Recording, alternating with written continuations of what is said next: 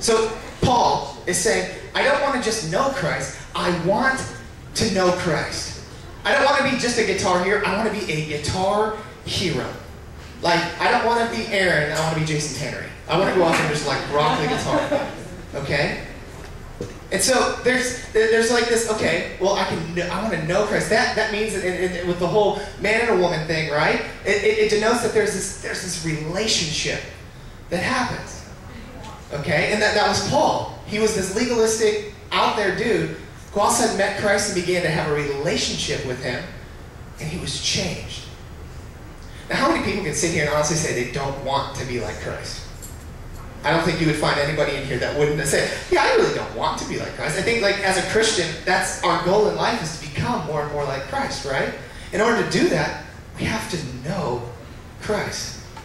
Like, I found for myself, like, as I hang out with, like, Mike Linsky and Josh Powell, I start all of a sudden using words like dank and deponzors and all these dumb words that I would never use, right? But as I got to know them, I find myself sort of becoming more like them, right? That's the same idea as this is with Christ. Like, you become in this relationship and you get to know him. And then you can be transformed to become more and more like him, right? Now, like when I was in high school, if I hear a message like this, I'd be like, yes, I'm going to go home, I'm going to read my Bible, I'm going to do this, I'm going to do that. And that would fade away. And then I'd just be like, oh well, maybe next time. And as I would sit around and I would start to think, well, what is it? Why can't I just, like, creator of the universe wants to be my best friend, like, on this so intimate level, like, what? And I would think about it, and in lonely times in my room, and not when I was around anybody else, I would sometimes think to myself, maybe it's just because I'm not sure if this whole thing is real. Like, I understand, like, this relationship, but maybe sometimes it's so hard because I just wonder, is this book really legit? Did the things in here really happen? Like, there's stuff in Deuteronomy 34 something that you read it and you go, huh? You know, or there's a story about this dude and these kids come to harass him, and so he prays for a bear, and the bear comes and mauls him, and you're like, man, that's some weird stuff. And so you wonder, is it really real? Was Christ really, was he really the Messiah, the Son of God? And so I would have these questions in my mind, and I would start to think, maybe that's what's keeping me from having this relationship. Well, that's something I want to talk about tonight. I really want to address, is that I believe beyond a shadow of a doubt, you can prove this book is real. Historically, I don't think there's a very good argument to say that the things in here didn't happen. And if you could sit here and tell me that you would believe that historically the things in here are accurate, then how could you say, well, if it's historically correct, maybe it's not quite spiritually correct? That doesn't seem to make sense. That wouldn't add up. Like, if we can prove that the things in here actually happen, then you have to think to yourself, well, if that actually happened, then Christ had to have been real. Christ had to have been the Messiah. So I want to look at these, like, 4 areas that will help us to know that this Bible, this book, is historically accurate, and that Jesus Christ, in fact, is the Messiah and the Son of God. And so the first thing I want to talk about of how we can believe that this book is accurate is just the sheer number of changed lives. Like, if this book wasn't real, I guarantee I would not be standing here right now. I'd be in some bar somewhere, doing whatever I want, being a man fool, doing what I want, and I wouldn't care. I guarantee Jason Tannery wouldn't be here, Martina and Paul. None of us would be in this room and who we are today if it wasn't for this book. If it wasn't real, how could it have changed our lives? And think of the millions and millions of people like a Billy Graham and all these people that did so many amazing things, and a Mother Teresa. Why would they have done those things if this book isn't real? Now, I know what you're probably thinking right now.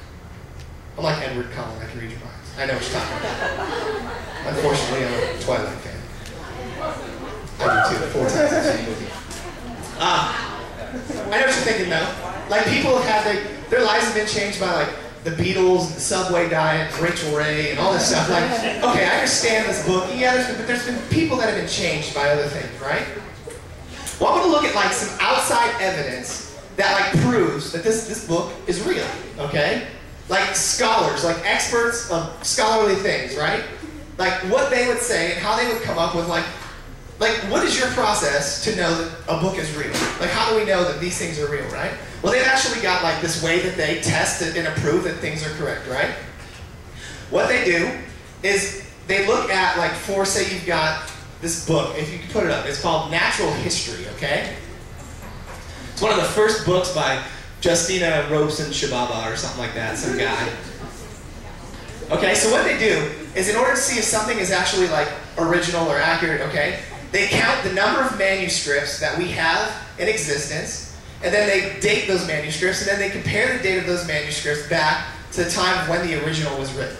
So you take the number of manuscripts plus how closely it was written to the original, and that's how they decide if something is like real and legit, right? So we have this book, Natural History by Justina Robson, right?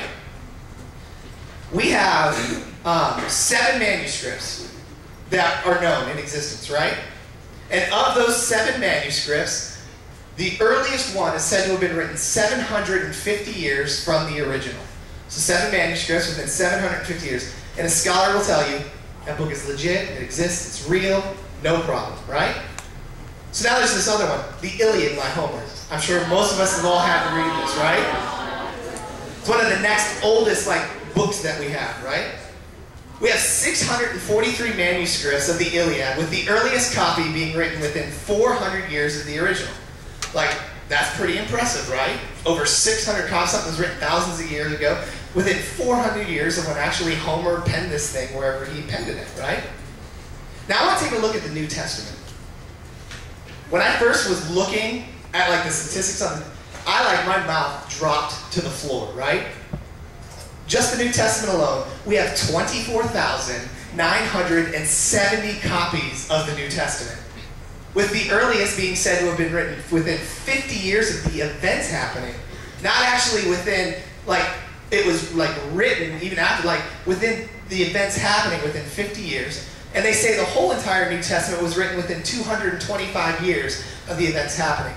Now, there's another side to the argument, and I've had it with Jason a couple of times, that there's a good possibility that the entire New Testament was written before 70 AD. So within, I'm not good at math, so however many years of Christ dying. Because in 70 AD is when they destroyed the temple in Jerusalem, right? And that was like a pretty big deal because we know how much the Jewish people like worship the temple, right? So in 70 AD they destroyed the temple, but yet nowhere in the New Testament do they ever chronicle that. You would think, because Jesus predicted that the temple would be destroyed. So you would think that would probably be a really good argument for Jesus, but it's nowhere in there. So talk with Jason, he knows way more about it than I do, but I would kind of maybe subscribe to that theory. Think about that though. Almost 25,000 copies of the New Testament written within 50 to 200 years. We know